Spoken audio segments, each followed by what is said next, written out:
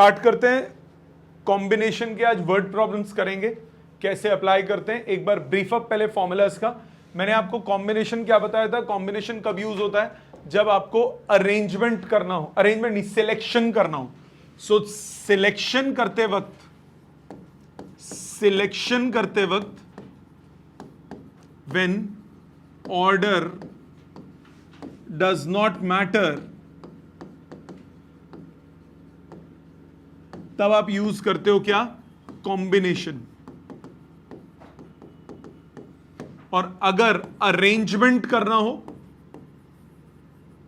That is when order matters, तब आप use क्या करते हो, परम्यूटेशंस। कॉम्बिनेशन में फॉर्मूला कैसे लिखते हो, NCR, that is n factorial upon r factorial into n minus r factorial. ठीक है, ध्यान है ये सबको। आ जाते हैं क्वेश्चंस में।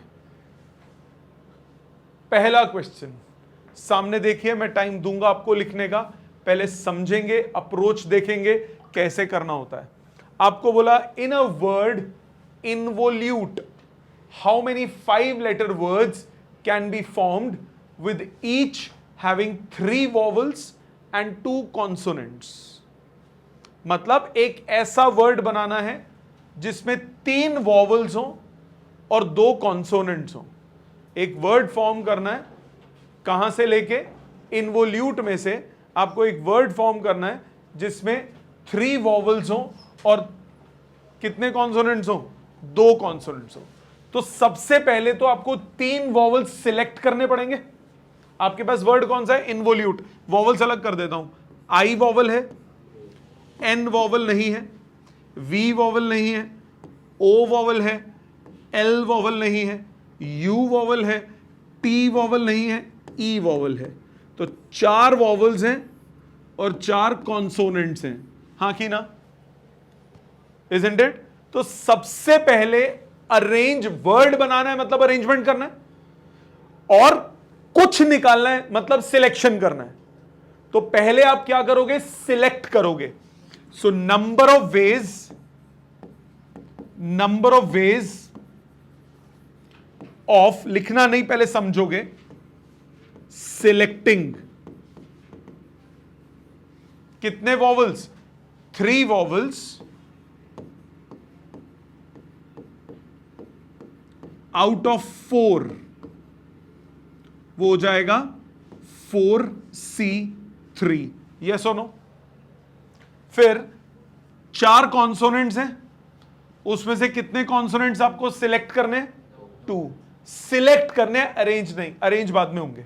Number of ways of selecting 2 consonants out of 4, कितना होगा, 4C2। So total number of selections, कितनी सिलेक्शंस हो जाएंगी, 4C3 इंटू 4C2। क्या ये बात समझ में आता है। अब एक बार सिलेक्ट कर लिया तो मेरे पास 5 लेटर्स आ गए, उनको मैं कितनी वेज में अरेंज कर सकता हूं, 5 factorial. Number of ways of arranging 5 letters, या मैंने वर्ड अरेंजिंग यूज किया क्योंकि वर्ड फॉर्मेशन करनी है, वो हो गया 5P5। 5 लेटर्स मेरे पास आ चुके हैं, उनमें से 5 सिलेक्ट करने हैं। Therefore total number of words, total number of possible words, वो कितने हो जाएंगे, 4C3 into 4C2 into 5P5। 4C3 मतलब 4 factorial upon 3 factorial into 1 factorial, ये हो गया 4 factorial, 2 factorial into 2 factorial, 5P5 हुआ 5 फैक्टोरियल अपॉन 0 फैक्टोरियल। फॉर्मूलाज लगाइए, 4 ये हो गया 24/4, 6 ये हो गया 120। सो 24 इंटू 120 ये हो गया 240 और 48 240 और 48 2680 2680 वर्ड्स बनेंगे। क्या ये लिखना समझ में आ गया? पहले क्या किया, आपके पास बहुत कुछ पड़ा है, आपको अरेंज सबको नहीं करना, उसमें से कुछ सिलेक्ट करने और उनको अरेंज करना है। तो जब सिलेक्शन करते हैं तो ऑर्डर मैटर नहीं करता। मेरे पास 4 वॉवल्स में से 3 वॉवल्स उठा के मैंने जेब में डाल लिए, 3 वॉवल्स उठा के जेब में डाल लिए, वो 3 क्या हो गई? सिलेक्शन हो गई। तो सिलेक्शन में क्या यूज होता है? कॉम्बिनेशन। अरेंजमेंट जब करना होगा, उनको वो 3 हाथ में आ गए, उनके बाद उनको अरेंज करके वर्ड्स बनाने हैं। जब अरेंजमेंट करना है तो क्या यूज करना है? परम्यूटेशन। तो पहले हुआ सिलेक्शन, कितनी सिलेक्शन है वो निकाल लिया। हर सिलेक्शन में कितनी अरेंजमेंट होती है? 5 फैक्टोरियल। तो नंबर ऑफ सिलेक्शन से मल्टीप्लाई कर दिया। समझ में आया? क्लियर? दोनों में फर्क क्लियर हुआ? और देखो, आपको बोला out of 6 men and 3 women, मैं टाइम दूंगा बेटा लिखने का। Out of 6 men and 3 women a committee of 3 is to be formed. 6 लौंडे हैं और 3 कुड़ियां हैं, इनमें से 3 की कमेटी बनानी है। How many such committees are possible if there is no restriction? First part, कोई रिस्ट्रिक्शन नहीं है। कोई रिस्ट्रिक्शन नहीं है मतलब कितने भी मेन ले सकता हूं, कितने भी विमेन ले सकता हूं। सो फर्स्ट पार्ट में आउट ऑफ 9 persons,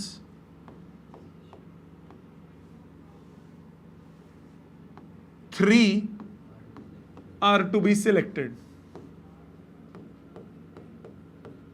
सिलेक्शन करनी है,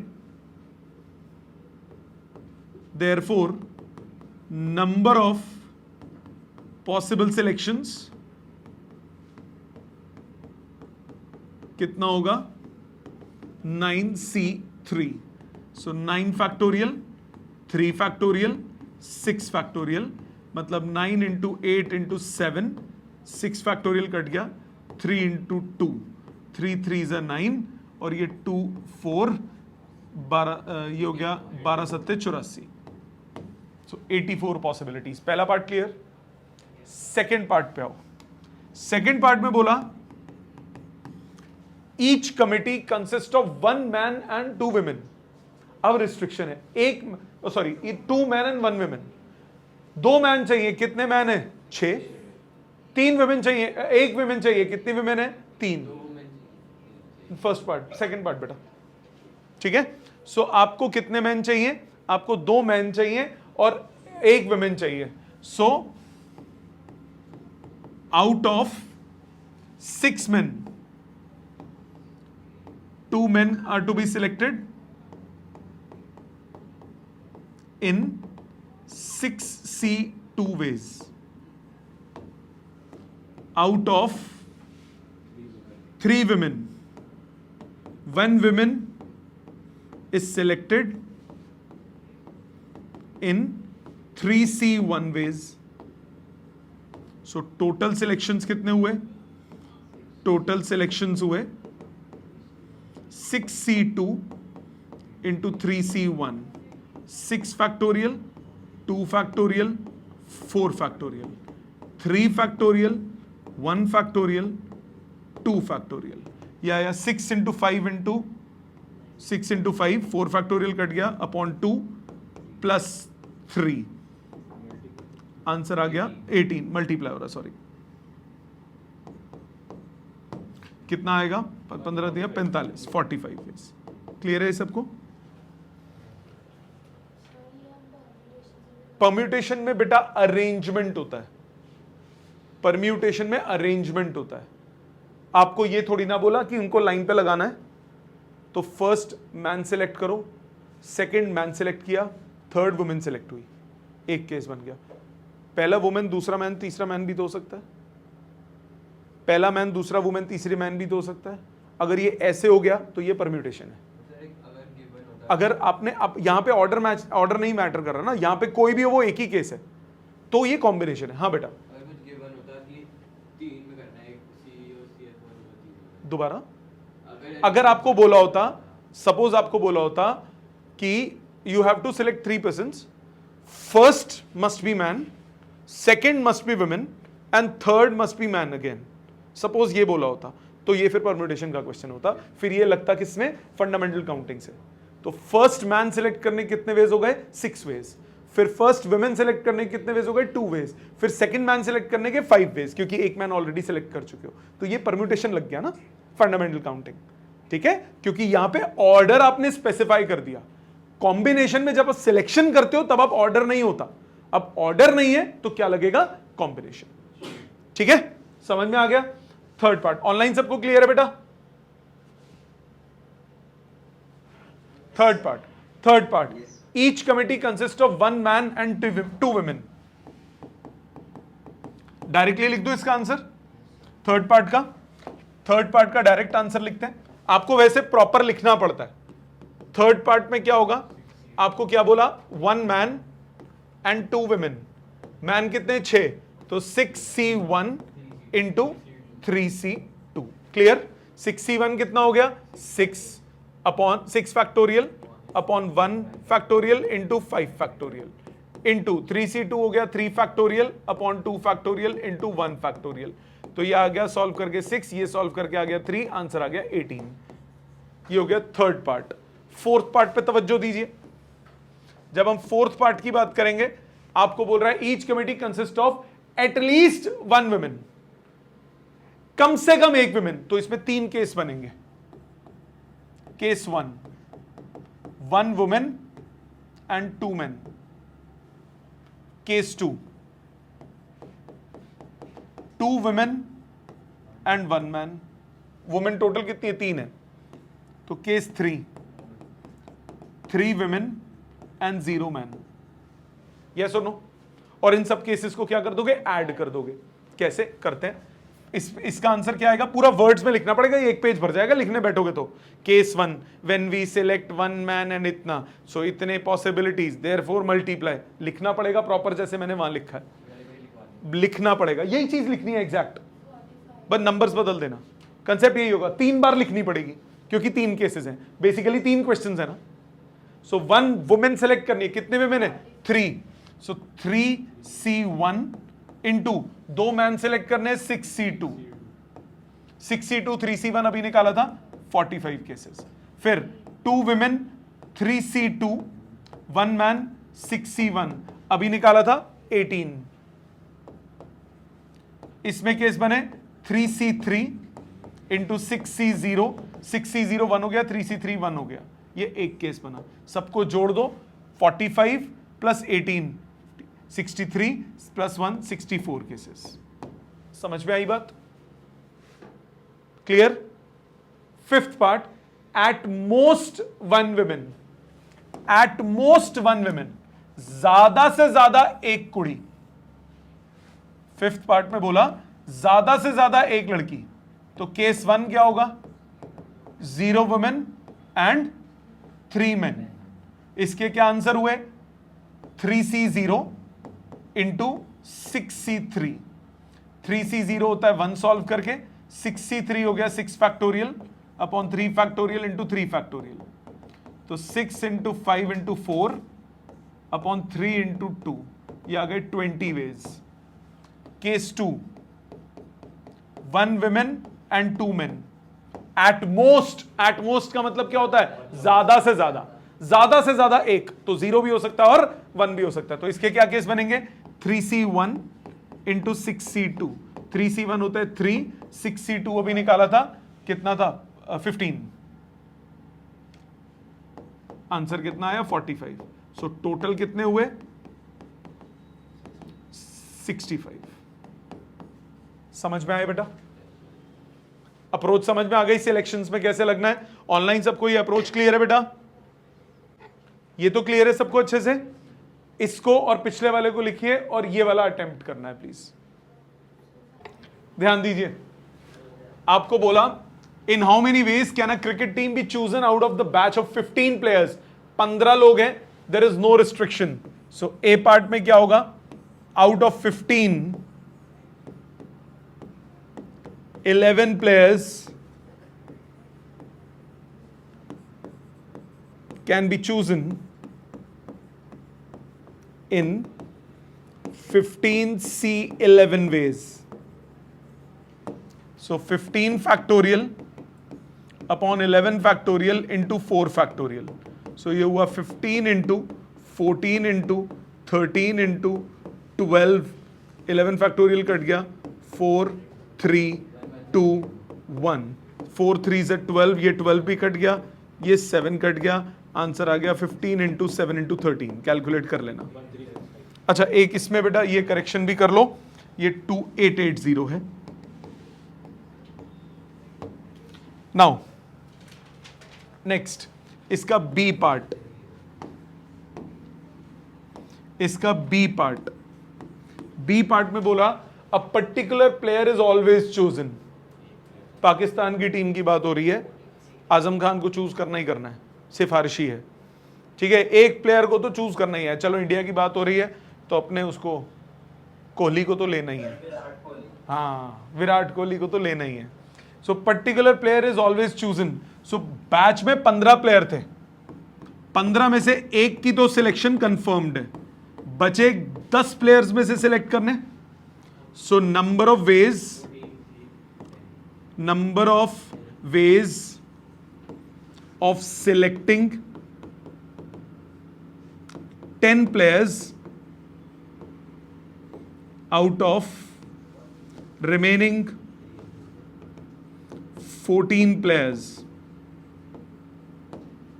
सो वो हो गया 14C10, और एक प्लेयर को चूज करना था तो 1C1, एक में से एक चूज करना ही करना है। तो आंसर कितना हुआ 14 factorial upon 10 factorial into 4 factorial. Calculate हो जाएगा, ठीक है।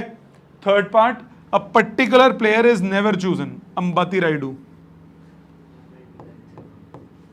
पर्टिकुलर प्लेयर संजू सैमसन, मेन भुवनेश्वर कुमार नहीं, वो कौन सा है वो स्पिनर जिसको लेके गए थे वर्ल्ड कप में, चहल, युजवेंद्र चहल, हाँ, he is never chosen. So never chosen, तो 15 में से एक की तो सिलेक्शन की ऐसी तैसी हो गई, बचे कितना 14, 14 में से कितने सिलेक्ट करने 11। So number of ways of selecting 11 players out of 14, वो हो जाएगा 14C11। सो 14 factorial upon 11 factorial into 3 factorial. Calculation कर लीजिएगा, लॉजिक समझ में आ गया। और देखिए अ कमिटी ऑफ 5, आंसर आप बताइएगा, साथ साथ सॉल्व करते हैं। A committee of 5 is to be formed out of 6 men and 4 ladies। 6 बंदे, 6 men and 4 ladies। In how many ways can this be done when at least 2 ladies are included? First, cases बनेंगे। Case 1, 2 ladies and 3 men। इसके कितने veg हो गए, 2 ladies हैं, 4 में से 4C2 into 6C3। Case 2, 3 ladies and 2 main, ये हो गया 4C3 into 6C1, 6C2।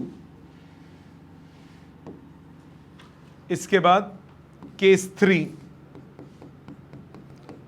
4 ladies and 1 man, so 4C4 into 6C1।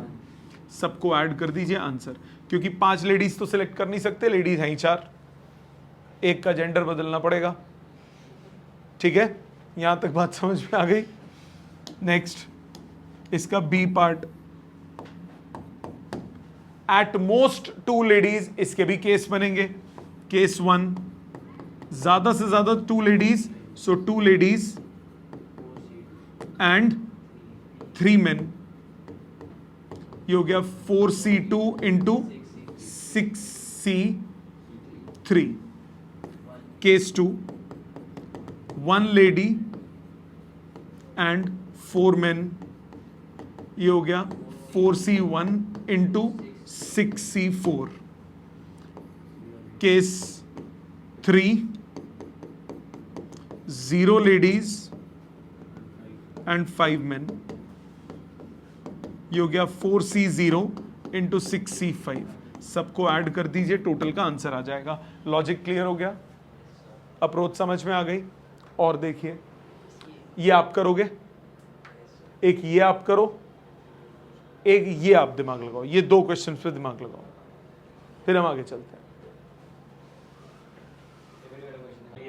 कोई बात नहीं, सामने ध्यान दो, मैं करता हूं दोनों। पहला, an examination paper contains 12 questions consisting of 2 parts A and B. 12 questions total हैं। पहले लॉजिक देख लेते हैं। 12 क्वेश्चंस टोटल हैं, इसमें 2 पार्ट्स हैं, ए पार्ट और बी पार्ट। ठीक है, पहले एक खांचा बना लिया करो, आसानी रहती है सोचने में। पार्ट ए कंटेन्स 7 क्वेश्चंस, इसमें 7 क्वेश्चंस हैं, and part B contains 5 questions, इसमें 5 क्वेश्चंस हैं। A candidate is required to attempt 8 questions selecting at least 3 from each. So पहला case 1, selecting 3 questions from part A and 5 questions from B। पहला case ये बनेगा, इसमें 3 उसमें 5। Second case, selecting 4 questions from A and 4 from B। Third case, selecting 5 questions from A and 3 from B। और तो हो नहीं सकता क्योंकि 3 से कम कर नहीं सकते, तो ये कितने हुए 7C3 इंटू 5C नहीं इंटू 5C5। क्या आंसर आ रहा है बताओ? 35।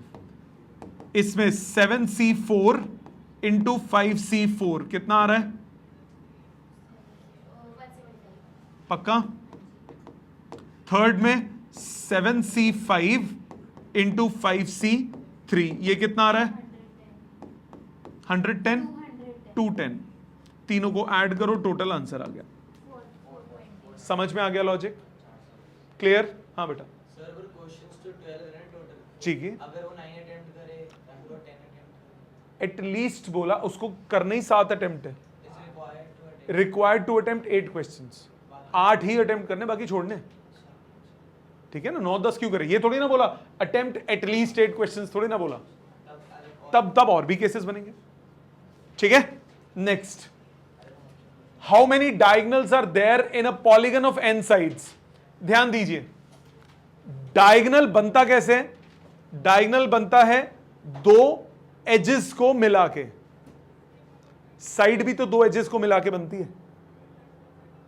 अगर कोई पॉलीगन है, लेट्स से एक रेक्टेंगल है, पॉइंट 1 2 3 4, क्या क्या बना सकते हो?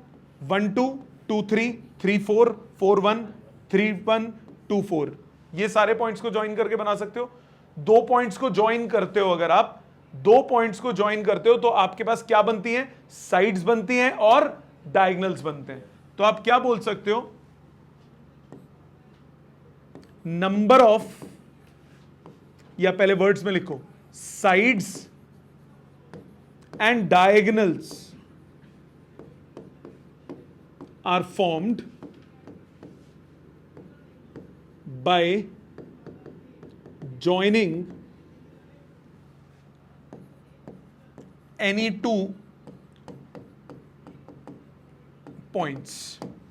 Therefore, total number of sides plus diagonals वो हो जाएंगे NC2।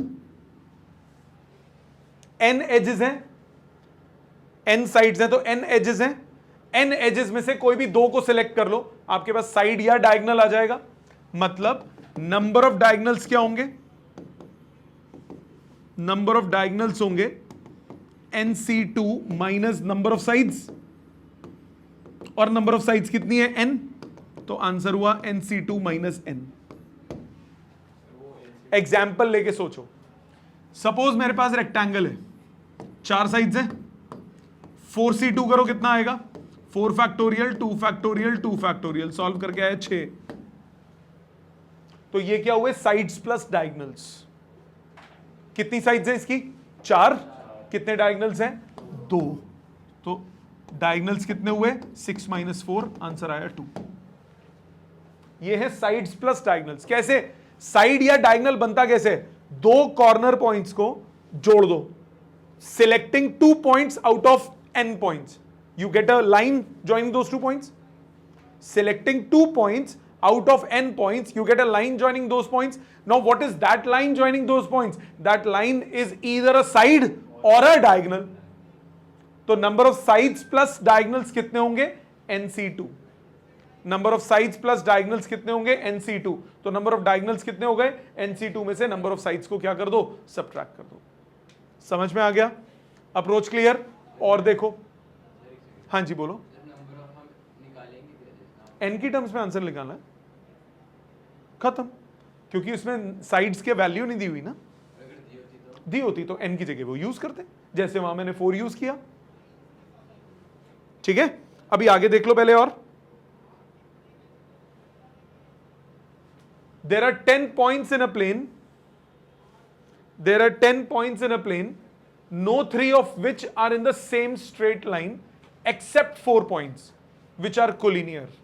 Find the number of lines obtained from the pair of these lines. 5-star question, very important question. NCERT में ऐसा एक भी नहीं है, एग्जाम में ऐसे आते हैं, बहुत इंपॉर्टेंट है, प्लीज समझो ध्यान से। आपको बोला 10 पॉइंट है प्लेन में, 10 पॉइंट्स हैं, no 3 of which are in the same straight line except 4 points. मतलब out of 10 points,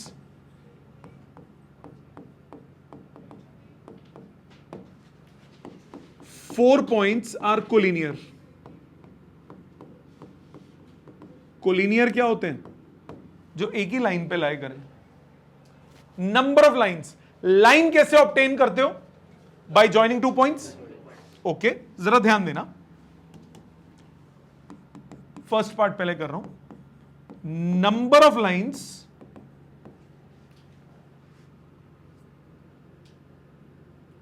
ऑब्टेन्ड, या पहले चलो, number of lines obtained by joining any 2 points out of 10, वो हो जाएगा 10c2। ठीक है, this will also include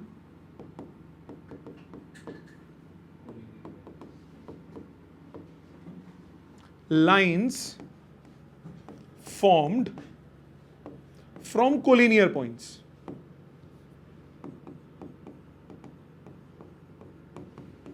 अब आप मेरे को एक बात बताओ, ये 4 पॉइंट्स कोलिनियर हैं, ये लाइन, ये लाइन,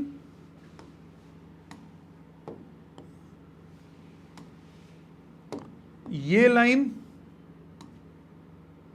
ये लाइन, सब एक ही बात है ना। इसको आप बार बार काउंट थोड़ी ना करोगे, ये तो बार बार काउंट हो गई ना एक ही लाइन, क्योंकि कोलिनियर पॉइंट्स थे। अगर नॉन कोलिनियर होते, अगर नॉन कोलिनियर होते, आंसर खत्म हो गया था, 10c2 आंसर था। नॉन कोलिनियर का मतलब एक लाइन में नहीं है, एक लाइन में नहीं है, ऐसे हैं, तो आप इसको ज्वाइन करो, इसको ज्वाइन करो, इसको ज्वाइन करो, अलग अलग लाइन मिलती है। बट कोलिनियर पॉइंट्स में जब आप ज्वाइनिंग करोगे, इसको ज्वाइन करो, इसको ज्वाइन करो, इसको ज्वाइन करो, एक ही लाइन आती है। तो कोलिनियर वाली सारी लाइंस, रिडंडेंट लाइंस मुझे हटानी पड़ेंगी। तो पहले कोलिनियर वाले देखो कितने बनेंगे, कोलिनियर वाले कितने बनेंगे, ये इसमें इंक्लूडेड है। Now number of lines formed by joining any of 2 collinear points, वो हो जाएगा 4c2। 4 कोलिनियर पॉइंट थे, 2 को ज्वाइन करूंगा तो ये बनेगा। Therefore required number of lines कितना हो जाएगा? 10C2 टोटल थी, उसमें से कौन हटाई? कोलिनियर वाली सारी हटा दी, बट एक बार तो जोड़ना पड़ेगा ना, क्योंकि एक लाइन तो है ना वो। ये तो मैंने सारी हटा दी ना, 4C2 सारी हटा दी, मतलब मैंने ये भी हटा दी, ये भी हटा दी, ये भी हटा दी, पूरी भी हटा दी, सब हटा दी। एक बार तो काउंट करोगे ना उसको, तो ये एक बार तो काउंट करना है, तो +1। मैंने क्या किया, पहले निकाला कि 10 पॉइंट्स को ज्वाइन करने वाले कितनी लाइंस बनेंगी, वो हो गई 10C2। उसमें से कौन से हटा दिए? जो कोलिनियर वाले सारे पॉइंट्स थे, उनकी सारी लाइंस कितनी बनी? 4C2, वो रिमूव कर दी। अब वो सारी रिमूव हो गई, एक बार तो जुड़ेगी, तो एक बार ऐड कर दी। इसी तरह से अगला part, second part. Second part क्या कह रहा है? B part, the number of triangles that can be formed. फिर से खेल, ट्रायंगल कैसे फॉर्म होता है? 3 पॉइंट्स को ज्वाइन करके। So out of 10 points, out of 10 points, पहले ऐसे लिखो, number of triangle obtained by joining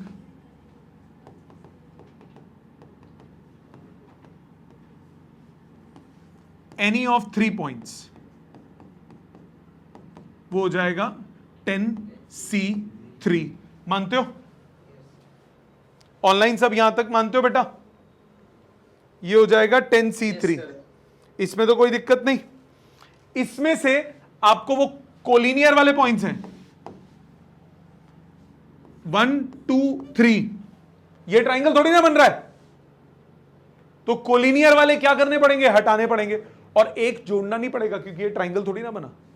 line में तो लाइन बनी थी तो एक जोड़ दिया, इसमें तो इसको रिमूव ही करना पड़ेगा। सो आप बोलोगे any of the 3 points, this includes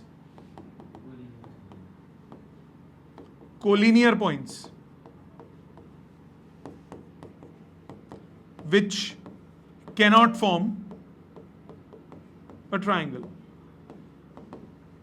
So number of ways of joining 3 points out of 4 collinear points, ये हो गया 4C3। Therefore required number of triangles, वो कितने हुए? 10C3 minus 4C3। कैलकुलेशन हो जाएगी बेटा। +1 इसीलिए किया, जब आपने पॉइंट्स को, कोलिनियर पॉइंट्स को ज्वाइन किया, पहले आपने निकाल लिया कितने अरेंजमेंट्स बन सकते हैं, वो हटा दिए, वो हटा दिए, उस लाइन को काउंट ही नहीं किया आपने। एक बार तो काउंट करोगे ना, क्योंकि लाइन फॉर्म कर रहे हो। बट अब ट्राइंगल में वो वाले पॉइंट्स हटाऊंगा जब मैं, ट्राइंगल तो नहीं बन रहा ना वहां पे, तो अब कुछ ऐड ही नहीं करूंगा। मैंने उनके ज्वाइनिंग वाले जो 3 वो थे, उनको क्या कर दिया? सब्ट्रैक्ट कर दिया। 4C3 हुआ ना। 3 कोलिनियर को ज्वाइन कर दे, 3 कोलिनियर को ज्वाइन करेगा, ट्राइंगल थोड़ी ना बनेगा, नॉन कोलिनियर ज्वाइन करने पड़ेंगे तभी ट्राइंगल बनेगा ना। समझ में आई बात सबको? क्लियर एकदम? और देखो, out of 7 consonants and 4 vowels, how many words of 3 consonants and 2 vowels be formed? Easy. 7 consonants है, 7 components। पहले selections कितनी होंगी?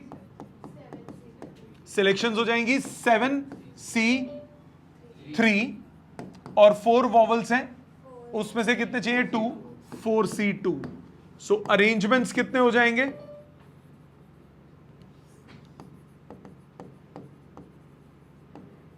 अरेंजमेंट्स हो जाएंगे 7C3 into 4C2 into 5 factorial. समझ में आ गया? वर्ड्स में लिख लोगे?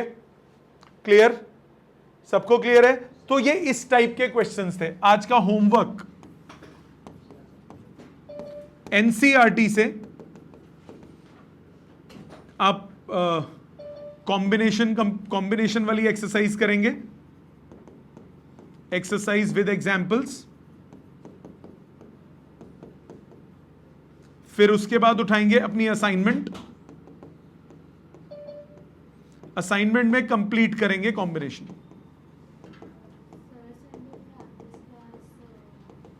ठीक है, ये 2 काम कंप्लीट करेंगे। Thank you very much.